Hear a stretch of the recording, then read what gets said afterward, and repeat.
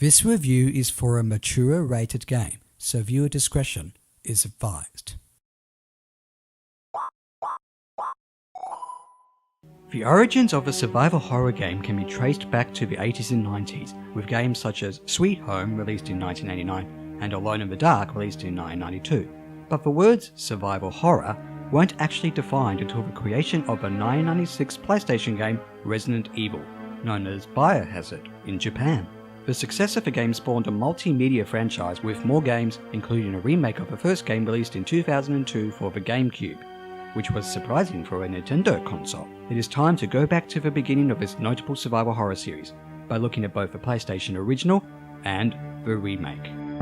Resident Evil. In both games, you have two main protagonists to choose from, Chris Redfield or Jill Valentine, who are both members of the Alpha team of the Special Tactics and Rescue Service, or STARS. They are investigating the disappearance of a Bravo team of STARS who were originally assigned to investigate a series of murders. Bravo team's helicopter is found, but then Chris, Jill and the other Alpha team members are ambushed by vicious dogs. A nearby mansion is their only place of refuge, or so it appears to be. It turns out to be a giant, haunted house, with many creatures, most notably zombies, and puzzling traps. The team members split up to look for survivors and struggle to survive, especially when learning from scattered documents that the horrors that want them dead are the result of an illegal conspiracy. The story, being essentially a B-movie horror set in a mansion, is compelling enough for what it is, with mostly small changes depending on which of the two characters you play as. In regards to the production values and gameplay, Resident Evil can be best described as a combination of the aforementioned Alone in the Dark and Sweet Home. In fact, it was meant to be a 3D version of the latter, before the decision to borrow zombies from the George Romero films. The graphics generally consist of polygonal 3D models superimposed over static pre-rendered backgrounds in deliberately fixed camera angles. This was inspired by Alone in the Dark, and was decided partially based on the technology at the time. The objective of the game is to, so to speak, survive the horrors. Controlling Chris or Jill from a third-person perspective, you fight off zombies and other creatures and solve puzzles. Most of all, you find and use items, especially keys, that gradually uncover more of the mansion and its surrounding areas. Let's get the key similarities between the original and the remake out of the way, one of which is the controls and the way you move around. You, the player, essentially had to work with tank controls, which refers to you pressing up to move your character forward in the direction their head is facing. You press left or right to turn their head. And what makes this control scheme harder, possibly even deliberately, are the camera angles. The moment you get to control your character, their head is essentially facing you, with the door behind them. Your first instance may be to press down, but you have to press up to have them move towards you. And after some movement, the camera changes. This is how the game works. One moment the camera may be a low angle, the next a wide shot, the next even from the ceiling. These changes, which take a few milliseconds to occur depending on where you move, means you'll be confused about where you move and bump into walls and enemies, the latter of which may involve jump scares. However, the camera angles are definitely cinematic and are very instrumental in creating tension and creating that fear of the unknown, where you're not sure what's around the corner or where something is, though you can hear it. Even the loading screens do this, as those few seconds of seeing that door and hearing it creak open, but the loading screens aren't all doors, may make you briefly say, "What's in this room, and do I really want to know? Am I equipped?" Equipped? Ah yes, another key similarity. The limited inventory system. You can only hold up to 6 or 8 items as Chris or Jill respectively. This includes weapons and their stackable ammo, keys to open locked doors, healing items, and important items used to solve puzzles. If you need to pick up an item, either to solve a puzzle in that very room, and you're full of items, tough luck.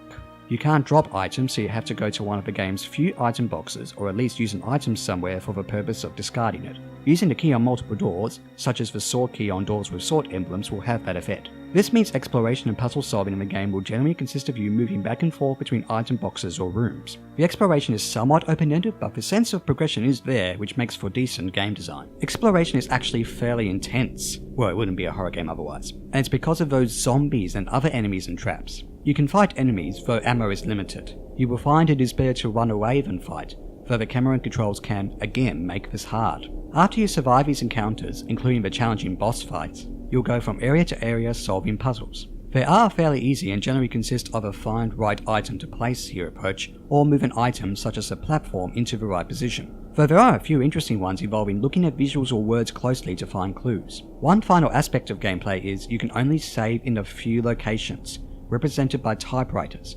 And you have a relatively limited number of ink ribbons to create a save file, so you can't save as many times as you want. The concept of going back and forth is applied here again, where your struggle to survive after saving a game may last for minutes or maybe an hour or two, so saving the game is a strategy itself, especially on a higher difficulty level where ribbons and even ammo are hard to come by. The different difficulty levels combined with 2 playable protagonists provide incentive for replay value. Chris can take and deal more damage than Jill. Jill has a lockpick, which means unlocking doors is more of a challenge for Chris. Even the puzzles are different despite the solutions generally being the same. One puzzle involves a piano.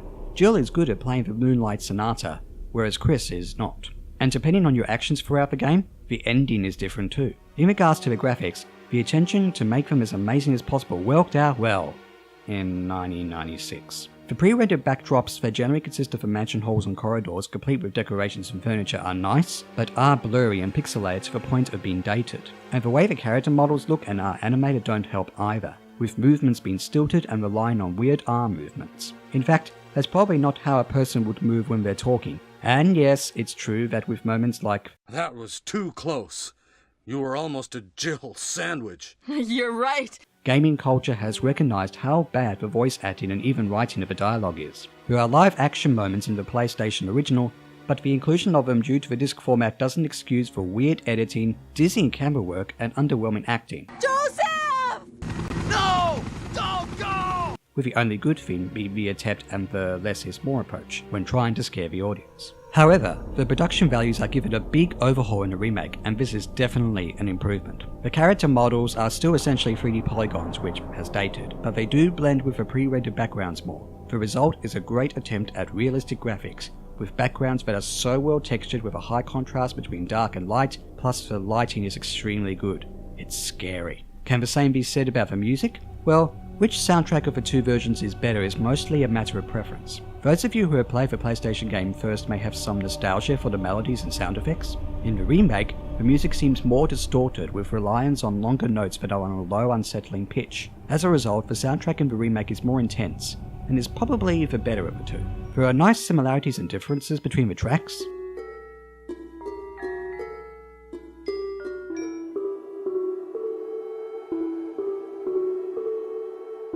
Such as the save room music that's meant to make you feel safe for a moment before going into dangerous territory again.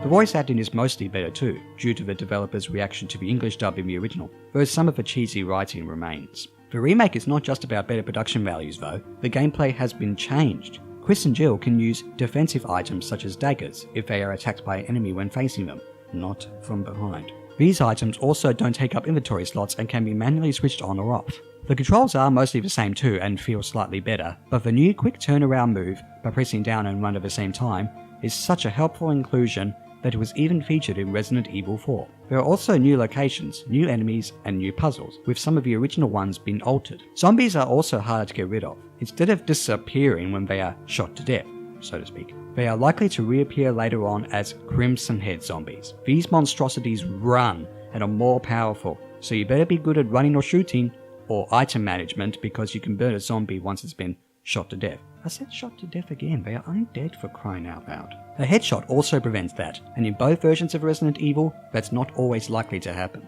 There are also small details such as a marker on the map showing which compass direction you're facing, which makes for better navigation of the areas and figuring out which door to go to next, plus rooms that are color coded depending on whether you got all the items or not. So, the remake is surely more intense, but which version is better?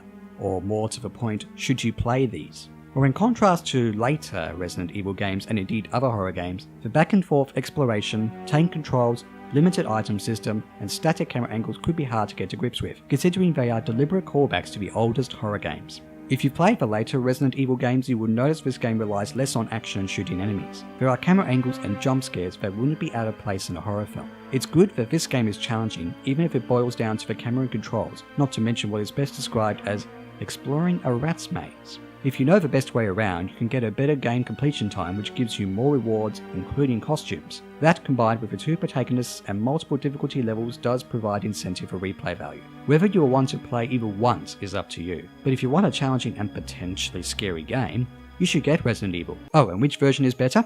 I played the remake first and was a bit surprised at the differences in the original. I had a good time with both, and while the PlayStation version does give off a nostalgic vibe, probably more so for those who played it back in the day, the remake is the better choice. The remake even got an HD remaster on contemporary systems, which I haven't played as of this moment, complete with vertical scrolling backgrounds and a more intuitive and accessible control scheme that doesn't rely on tank controls. From what I've listened to though, the original release of the remake has better music.